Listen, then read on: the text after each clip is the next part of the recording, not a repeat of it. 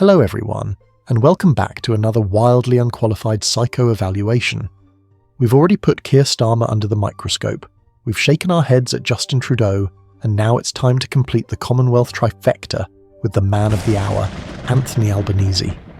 So what do these three leaders have in common?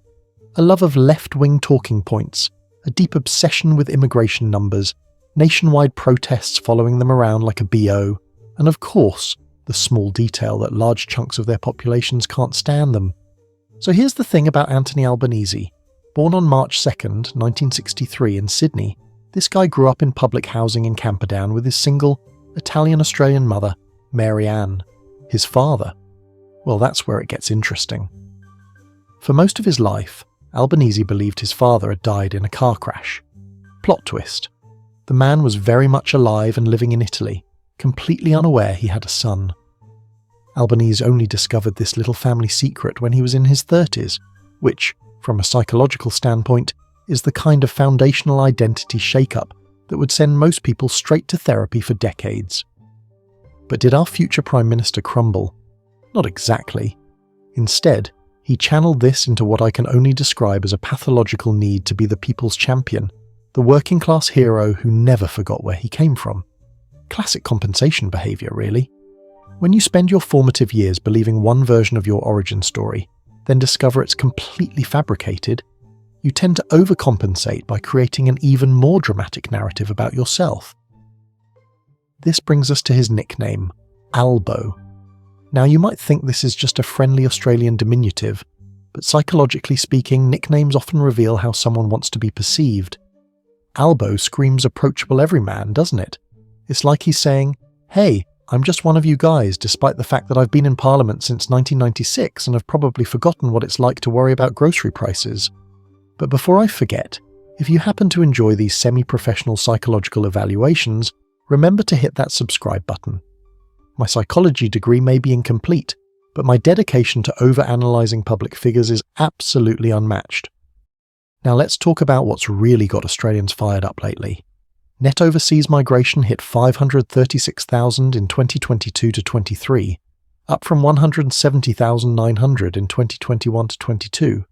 That's not just a statistical increase, that's a demographic earthquake.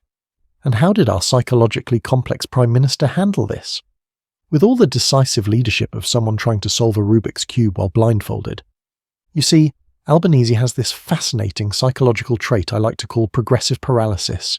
He wants to be seen as the compassionate, multicultural champion, but he's also acutely aware that his political survival depends on not alienating voters who are genuinely concerned about housing shortages, job competition, and cultural integration. The result? A man trapped between his ideological identity and political pragmatism, like watching someone try to be Gandhi and Machiavelli simultaneously.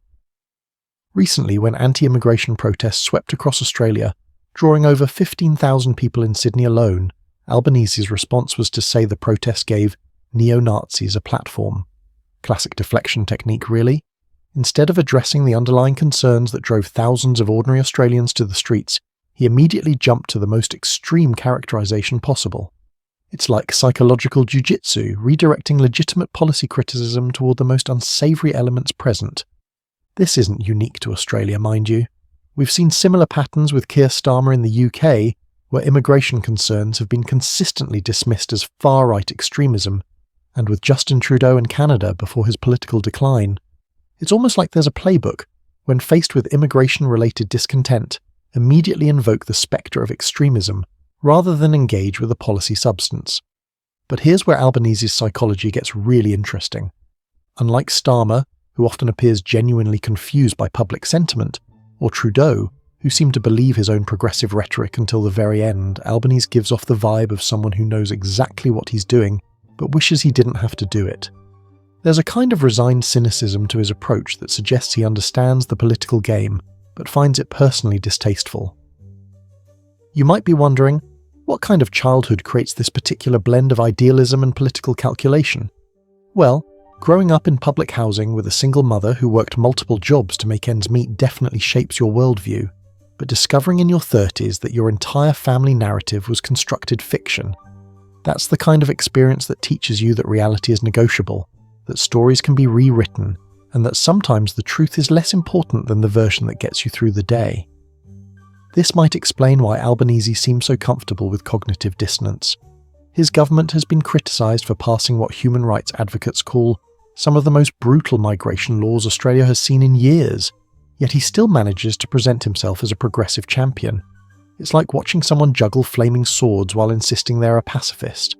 The man who once described himself as someone who would stand up for working class people and progressive advancement is now implementing policies that many progressives find abhorrent. But instead of acknowledging this contradiction, he simply reframes the narrative. Classic psychological defense mechanism called rationalization, where you convince yourself that contradictory actions are actually consistent with your values. But here's where it gets even weirder. Albanese's response to the recent nationwide protests wasn't to engage with the policy concerns, or even defend his immigration strategy with facts and figures. Instead, he went straight to moral condemnation, painting the entire movement with the extremist brush. It's almost like he's psychologically incapable of acknowledging that reasonable people might have legitimate concerns about his policies. This brings us to what I suspect is Albanese's core psychological trait. He's a people pleaser who's discovered that you can't actually please everyone. But instead of accepting this reality, he's doubled down on trying to control the narrative. It's exhausting to watch, really. Like observing someone trying to be everyone's best friend at a party where half the guests hate each other. Now, somebody recently asked me if Albanese could be exhibiting signs of what psychologists call imposter syndrome, and honestly, there's something to that. Think about it. A guy from public housing who discovered his father was alive and living in Italy, who climbed through Labour's ranks during years of political wilderness, who suddenly finds himself running a country during multiple crises. That's a recipe for feeling like you're constantly one mistake away from being exposed as inadequate. This might explain his tendency toward what I call defensive progressivism. When faced with criticism, especially on immigration, he doesn't engage with the substance. Instead, he immediately retreats to moral high ground, essentially saying, "Anyone who disagrees with me is morally suspect." It's a psychological shield that protects his self-image while avoiding the messy work of actual governance. The car crash in January 2021 is actually quite revealing from a psychological perspective. While recovering, Albanese had time to reflect on his political journey and personal relationships. But instead of emerging with greater self-awareness or political courage, he seemed to double down on his existing patterns. Classic avoidance behaviour, really. When faced with an opportunity for genuine introspection, some people choose to dig deeper into their established psychological trenches. His relationship patterns are equally telling. Married to Carmel Tebbett until their separation in 2019, then quickly moving into a new relationship with Jodie Hayden by 2020. The man who became Australia's first divorced Prime Minister seems to approach personal relationships with the same conflict avoidance tendencies he shows in politics. When things get complicated, find a way to reframe the situation rather than address the underlying issues. But let's talk about the elephant in the room, because this is where Albanese's psychology becomes genuinely concerning. The March for Australia rallies drew thousands of people expressing concerns about what they called mass migration, and instead of seeing this as a democratic expression of citizen concerns, Albanese's administration immediately labelled them as giving platforms to extremists. This is classic psychological projection, really. When you're uncomfortable with legitimate criticism of your policies, you project the most extreme motivations onto your critics.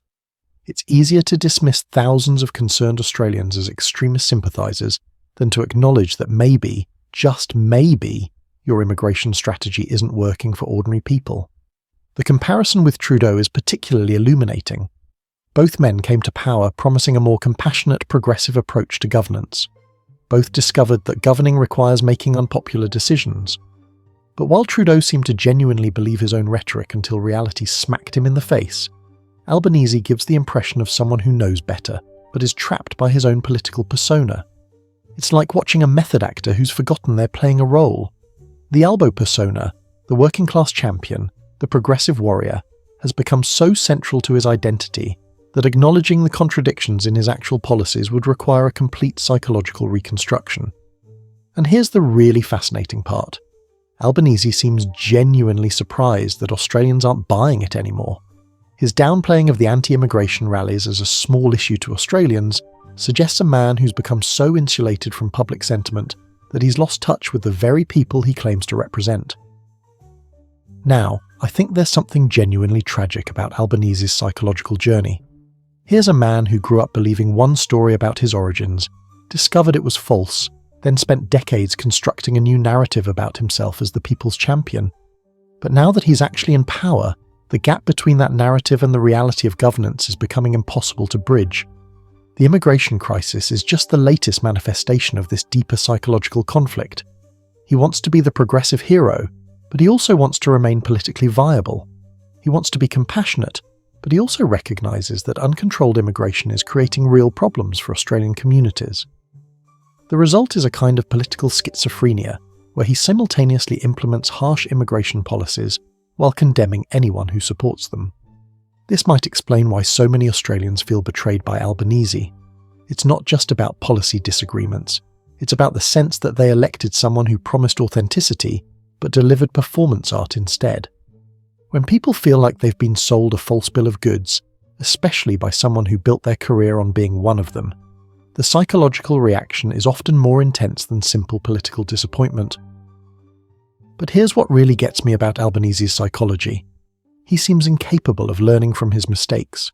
Every criticism is met with the same defensive patterns. Every policy failure is reframed as a communication problem. Every protest is dismissed as extremist manipulation. It's like watching someone repeatedly touch a hot stove while insisting the problem is with their pain receptors. The man who once promised to be different from the political class has become the perfect embodiment of everything people hate about career politicians: the inability to acknowledge error, the reflexive defensiveness, the tendency to blame everyone except himself for policy failures. So what does this tell us about Anthony Albanese's psychological profile? Well, we're looking at someone with a fascinating combination of genuine idealism, corrupted by political pragmatism, childhood trauma channeled into people-pleasing behaviour, and defensive mechanisms that prevent real self-reflection or growth. He's not a narcissist in the clinical sense, unlike some political leaders we could mention. He's more like someone suffering from chronic imposter syndrome who's decided that the best offence is a good offence. When you're constantly worried about being exposed as inadequate, you develop elaborate psychological strategies to avoid genuine scrutiny. The immigration controversy is just revealing what was always there: a man more committed to maintaining his progressive image than to implementing progressive policies, more interested in controlling narratives than in solving problems, more focused on political survival than on actual leadership. And that, my friends, might be the most damning psychological assessment of all. At least genuine narcissists believe in something, even if it's just themselves. Albanese seems to believe in nothing more than staying in power while looking like he cares about the right things. In conclusion, Anthony Albanese represents a particularly modern type of political psychology.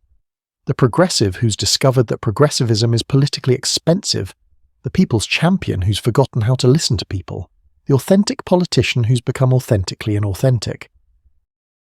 Alright, if you enjoyed this completely unauthorized psychological evaluation, remember to subscribe for more amateur analysis of world leaders who probably need actual therapy.